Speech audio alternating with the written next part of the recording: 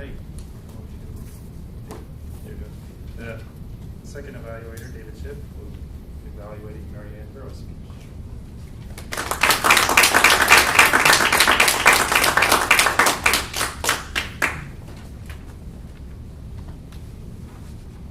Fellow Toastmasters, and especially Marianne, how to engage your audience.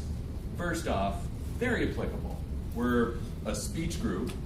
We're learning how to engage our audience, how to improve our speech habits. This is so important. If the audience isn't engaged, it doesn't matter. And so right off the bat, we all should have been paying attention because that's very engaging. And I really like to open it up with a question. It was, we're all in here to learn to be better speakers, right? And so everybody had to think, are we? Yes or no? And even if they said no, it's something where that thought process drives them to pay attention. And I like that. And it's something where in Linda's introduction for you, your resources were introduced, the websites and the books. So we already knew that you had taken some time to really research the topic, which I definitely appreciated. And also with this topic, it wasn't one that necessarily required an encyclopedia level of knowledge, but it didn't need to. And that's what was great, is it was the appropriate amount of research. And it was something where had you referenced a 1937 research report by Dr. Schwab or something, I would have maybe paid attention, but it's not relevant. You stayed to the appropriate level of material and presented it in a very meaningful way. And with that, I really enjoyed this visual aid. We've come to grow to expect some sort of about this big visual aid from Marianne. And so it's some variation, whether it be long ways, height, it's this approximate size.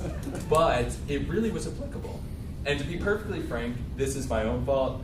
I didn't get that it was an acronym for a second. And I love acronyms, naturally, but it was something where I was going down, I was like, that spells engage. And actually, I just double-checked my spelling of engage, because initially I was like, okay, good. That's how she spelled it, that's how I spelled it.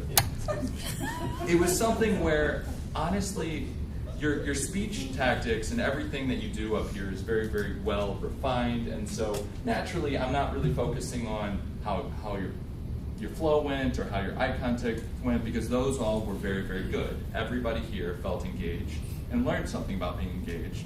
And you also worked in Mike's speech with the Italian aspect of gestures, and then emotions was cookies. You had a good way of having a story for every single letter that backed up your already research that you presented.